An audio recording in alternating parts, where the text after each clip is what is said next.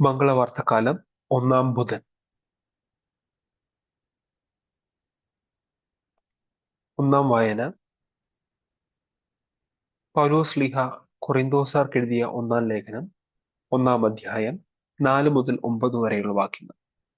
വിളിച്ച ദൈവം വിശ്വസ്തനാണ്.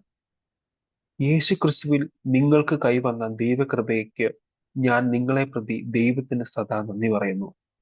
എന്തുകൊണ്ടെന്നാൽ അവിടുന്ന് എല്ലാവിധത്തിലും, പ്രത്യേകിച്ച് വചനത്തിലും വിജ്ഞാനത്തിലും നിങ്ങളെ സമ്പന്നരാക്കി. ക്രിസ്തുവിനെ പറ്റിയുള്ള സാക്ഷ്യം നിങ്ങളിൽ ഉറപ്പിക്കപ്പെട്ടതിന്റെ ഫലമായി നമ്മുടെ കർത്താവായ യേശുക്രിസ്തുവിന്റെ വെളിപാട് കാത്തിരിക്കുന്ന നിങ്ങൾക്ക് യാതൊരു ആത്മീയ ദാനത്തിന്റെയും കുറവില്ല. നമ്മുടെ കർത്താവായ യേശുക്രിസ്തുവിന്റെ ദിനത്തിൽ നിങ്ങൾ കുറ്റമില്ലാത്തവരായിരിക്കേണ്ടതിന് അവസാനം വരെ അവിടുന്ന് നിങ്ങളെ പരിപാലിക്കും.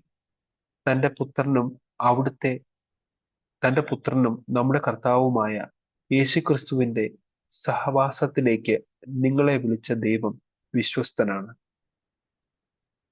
സുവിശേഷ വായന വിശുദ്ധ യോഹന്നാന്റെ സുവിശേഷം 8-ാം അധ്യായം 26 മുതൽ 30 വരെയുള്ള വാക്യങ്ങൾ. യേശു പിതാവിനാൽ അയക്കപ്പെട്ടവൻ. എനിക്ക് നിങ്ങളെക്കുറിച്ച് പലതും പറയുവാനും വിധിക്കുവാനുമുണ്ട്. എന്നെ അയച്ചവൻ സത്യവാനാണ്.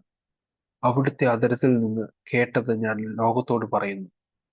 പിതാവിനെ കുറിച്ചാണ് അവൻ തങ്ങളോട് സംസാരിച്ചതെന്ന് അവർ മനസ്സിലാക്കിയില്ല.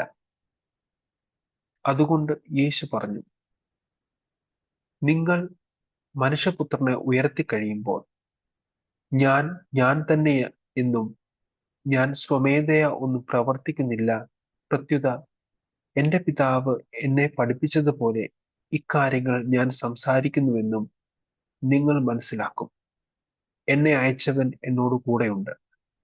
അവിടുന്ന് എന്നെ തനിയെ വിട്ടിരിക്കുകയല്ല, കാരണം ഞാൻ എപ്പോഴും അവിടുത്തേക്ക് ഇഷ്ടമുള്ളത് പ്രവർത്തിക്കുന്നു.